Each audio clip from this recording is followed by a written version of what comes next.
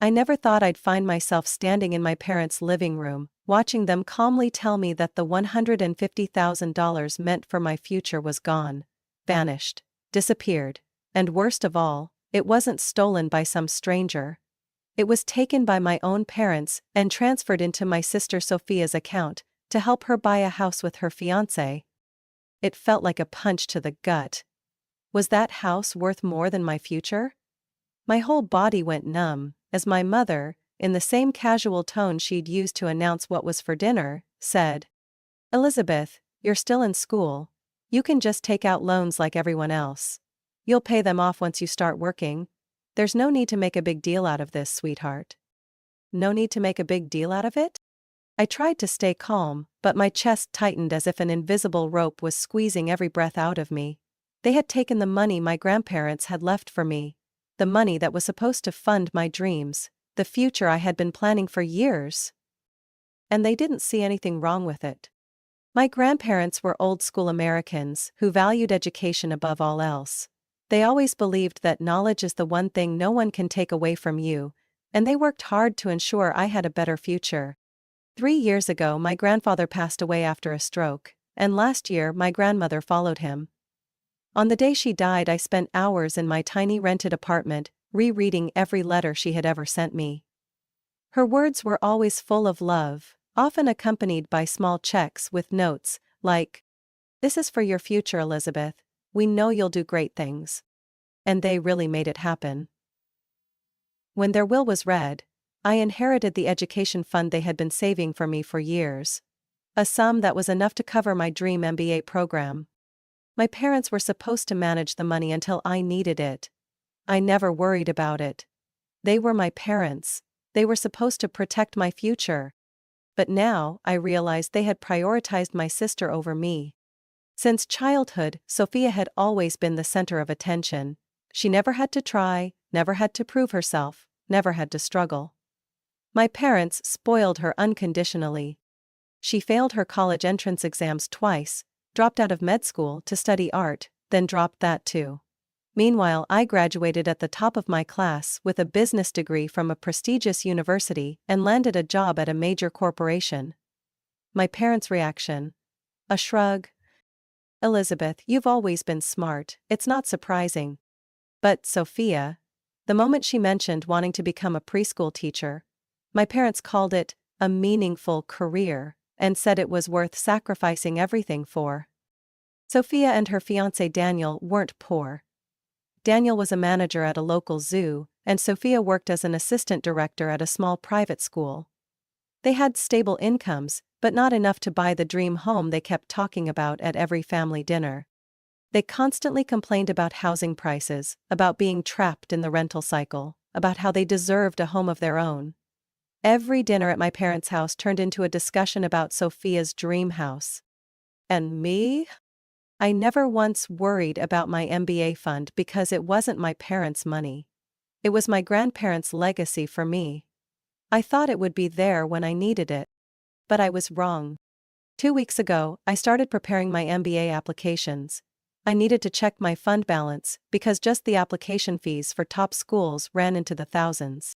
That night, when I asked about it, my father mumbled, "Just submit your applications first and we'll figure it out later." My mother quickly changed the subject, talking about how Sophia and Daniel had found the perfect house but needed a large down payment.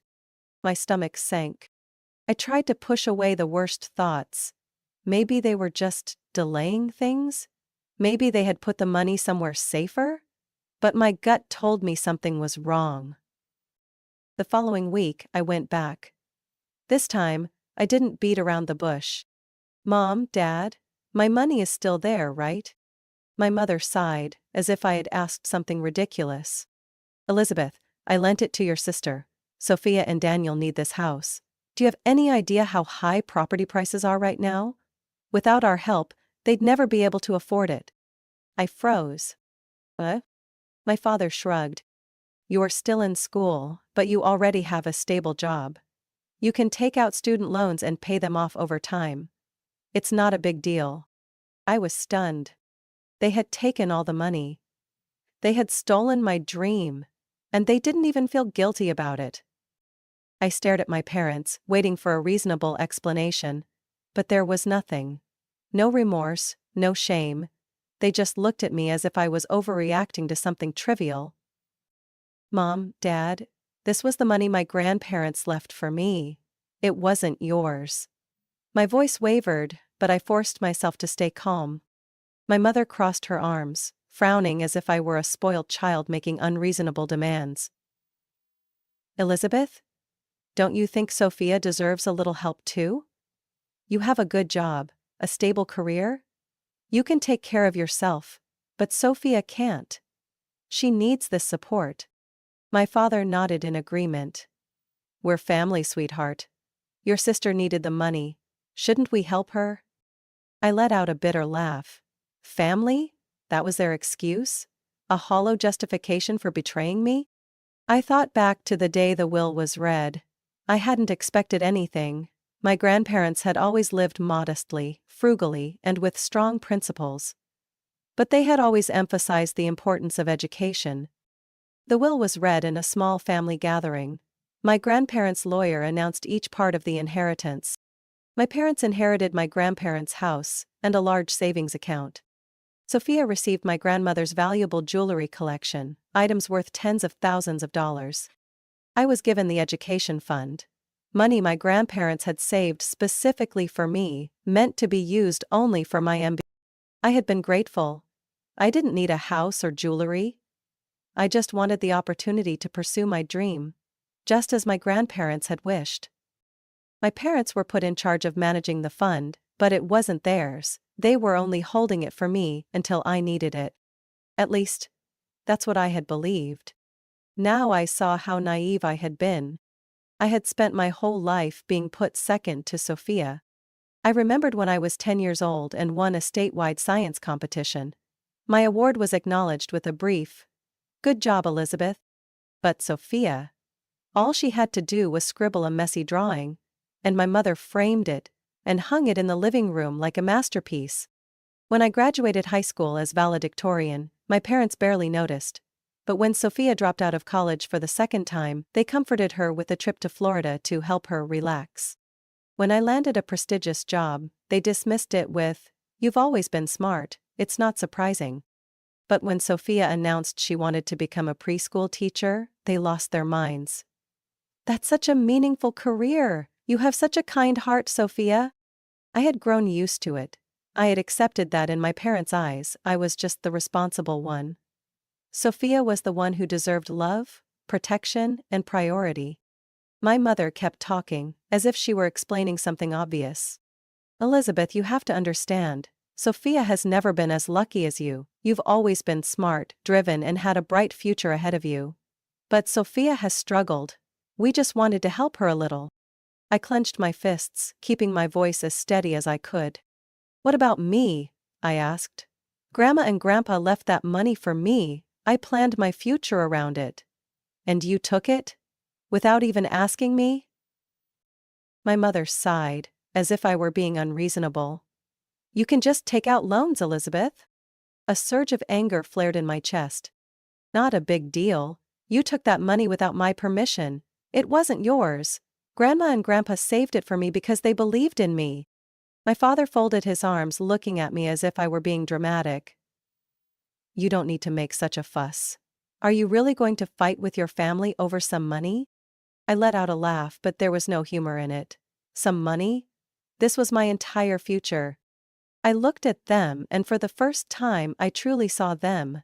They had never valued me the way they valued Sophia. I had never been their priority. They had always assumed I could handle things on my own. They had always believed I was strong, that I didn't need help.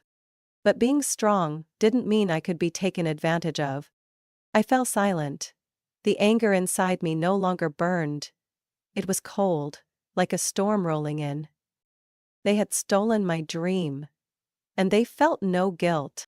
And now, they stood there, looking at me with indifference, as if I were the one in the wrong. But they were mistaken. I was no longer the little girl who once tried so hard to earn their attention. They could ignore me for years if they wanted. But now, they would see me for who I had become. I would make sure of it. I left my parents' house with rage burning inside me. They thought I couldn't do anything. They thought I would give up. They thought I was weak. But they were wrong, and I knew exactly what I had to do next. The next morning, I arrived at the office earlier than usual and sent a short email to Mr. Thompson, a senior executive and my mentor. "Can I meet you this morning? I need your advice." Less than 10 minutes later, his secretary replied, "The office is open, come in when you arrive." I stepped into his office with unwavering determination. If there was anyone who could guide me on the legal side of this, it was him. Mr. Thompson had been in the industry for over 3 decades. He wasn't just a brilliant executive, he had an extensive network, including some of the best attorneys in the city.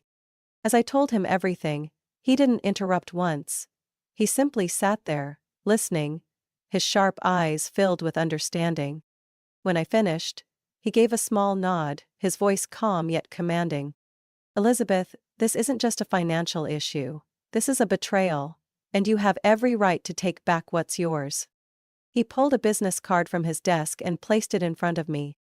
"Wilson and Partners, one of the top law firms in the city. They have a team specializing in inheritance disputes and financial misappropriation. I'll reach out to them personally for you." "But He raised a hand to stop me. "Don't worry about legal fees right now. Focus on gathering evidence. Once you have enough documentation, I promise, you'll have a solid case." I felt an overwhelming sense of gratitude. But there was one more person I needed to contact. That evening, I searched for Uncle Jake's number. My father's cousin. But nothing like my father. In our family, he was one of the few who had never favored Sophia. He had always followed my career, always encouraged me. I had never asked him for anything before, but this time, I had no choice. I pressed call. After only 2 rings, his voice came through. "Elizabeth, I wasn't expecting your call. What's going on?" I took a deep breath. "Do you have time? I need to talk to you about something serious." Within 20 minutes, we were sitting in a quiet cafe. I laid everything out for him, leaving nothing unsaid. When I finished, Uncle Jake's face darkened. "They did what?" His voice dropped, low and dangerous. "They transferred all of my money to Sophia. No warning, no discussion. And when I demanded it back, they laughed in my face and said I didn't stand a chance if I tried to sue them." A long silence followed.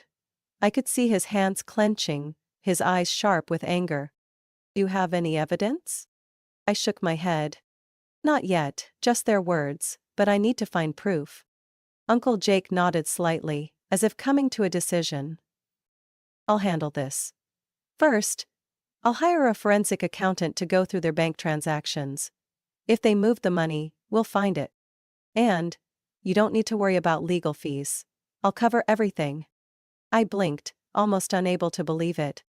"Are you sure? I don't want—" He raised his hand, cutting me off. "Elizabeth, your family. You've worked hard for years, and now you've been robbed outright. Don't worry about the money. I'm going to help you take back what's rightfully yours." The anger inside me was no longer a solitary storm. Now, I had a powerful ally. I wasn't going to let this go so easily. And my parents were about to realize that. When Uncle Jake provided a detailed financial report to the legal team at Wilson and Partners, everything became crystal clear. My parents had systematically taken my money over the course of several months. There was no way for them to deny it. They knew I had enough evidence to take them to court. And that's when they tried a different tactic, bargaining with me. That night, I received a call from an unknown number. "Elizabeth, it's your mother." I said nothing. I wanted to see what they would try next. She cleared her throat, trying to keep her voice calm. "Your father and I have been thinking a lot. We don't have to take this to court. You know, lawsuits only hurt the family." I let out a dry laugh. "Really? So when you took my money, that didn't hurt me?" She ignored my question. "We can settle this privately. Your father and I are willing to return a portion of the money." I cut her off immediately. "A portion?" I scoffed. "You took all of the money my grandparents left me, and now you want to give back a little? And expect me to stay quiet?" There was silence. Then my father's voice came through, no longer gentle. Elizabeth, are you really going to sue your own parents? Do you think anyone will take your side when this goes public? The whole family will turn against you. I felt the fire inside me reignite. Oh, really? Let's see how they react when they find out you've been lying to them for years. And with that, I hung up. They had lost their only chance to settle this peacefully. Not long after my parents' call, Sophia sent me a long email. Subject: Elizabeth, please think this through. I opened it and read. I didn't know about this, I swear. Mom and Dad told me it was their savings for me. If I had known it was yours, I never would have taken it. I clenched my fists. Lies. She knew. Maybe not at first. But she knew. The moment she received the money. And more importantly, she still used it. I forwarded Sophia's email to my lawyer. It was proof that she was involved, and she wouldn't be able to deny responsibility. As the financial investigation continued, the legal team uncovered something even more shocking. My parents hadn't just stolen my MBA fund. They had been misusing my grandmother's assets before she passed away. They had started moving money from her accounts while she was still alive, taking advantage of the trust she had placed in them. A chill ran down my spine. They hadn't just betrayed me. They had betrayed my grandmother. When my lawyer submitted this report to the court, the judge immediately ordered a deeper investigation into their finances. With these new findings, the court intervened in Sophia and Daniel's home purchase. Their financial records were scrutinized, and then, the bank discovered signs of fraud in their mortgage application. Daniel panicked. He wanted nothing to do with legal trouble. I heard that he had a heated argument with Sophia, and then, the inevitable happened. He started to doubt her. You knew that money didn't belong to your parents, didn't you? I could imagine Daniel confronting her. And I knew she wouldn't have a reasonable answer. It wasn't just me. Our relatives were starting to see the truth too. Some of them called me, their voices filled with doubt. Elizabeth, did you really agree to give up your tuition money for Sophia? I smirked. Who told you that? Your parents. They said you willingly gave up the money to help Sophia buy a house. They also said you were just jealous, because your sister was about to have a home of her own. I let out a cold laugh. Do you want the truth? I never agreed to anything. They took my money, and now I'm taking back what's mine. Their lies were starting to unravel. Family members began asking questions. They no longer trusted my parents. And I didn't stop. My lawyers had prepared a solid case. I was taking them to court. And I knew they were terrified. My parents had never believed I would actually go through with it. On the day of the ruling, I sat upright in my seat, watching my parents stand before the judge. They looked more exhausted than I had ever seen them. Throughout the trial, my lawyers had presented clear evidence, proof that my parents had embezzled my MBA fund, transferred the money into Sophia's account, and engaged in financial fraud, even before my grandmother's passing. The judge had no patience for them. Your actions are not only a betrayal of your own daughter but also a disgrace to the final wishes of the deceased. Her voice echoed across the courtroom. I glanced at my parents. My mother hung her head low, while my father clenched his fists. Then, the final verdict was delivered. They were ordered to repay the full $150,000 along with penalties. They were held legally responsible for the financial mismanagement of my grandmother's estate. If they couldn't pay, they would have to sell their assets to cover the debt. My mother collapsed into her chair, completely broken. I didn't look away. This was justice. 2 months later, their house was seized for sale. The very house they had inherited from my grandparents, the one they had once proudly called the symbol of their happy family, was no longer theirs.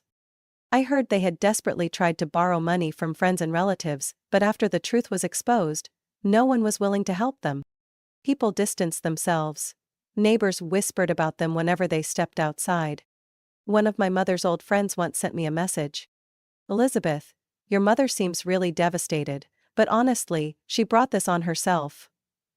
I didn't reply. They deserved every consequence. Sophia lost her job just a week after the court ruling. When the school board discovered that she had received money from fraudulent sources, they quickly reviewed her ethical standing. A preschool teacher involved in a financial fraud case? No parent wanted their child to be taught by someone like that. Her termination was immediate. A former colleague of Sophia's messaged me. Sophia's school held an emergency meeting. The parents are furious. They're calling her a liar and saying she's untrustworthy. And just like that, Sophia's dream of a meaningful career was gone. Daniel wasn't doing any better. As soon as the financial scandal broke, the zoo where he worked suspended him while investigating whether he had been involved in the fraud. I heard he was furious when the bank withdrew their mortgage approval, forcing them to return the apartment they had just moved into. And then the inevitable happened. Their engagement fell apart. A mutual friend happened to witness them arguing in a cafe. Daniel was yelling at Sophia. "Why did you lie to me? You knew that money wasn't your parents'. If I lose my job over this, it's your fault." Sophia screamed back in desperation. "You're a coward. Why aren't you standing by me? This is my family's business. Who are you to judge?" But Daniel had had enough. That very night, he packed his things and left the apartment. Their engagement was officially over. I wasn't surprised. They shared the same ambition, but had no loyalty to each other. The consequences of the trial weren't just financial. They lost their reputations.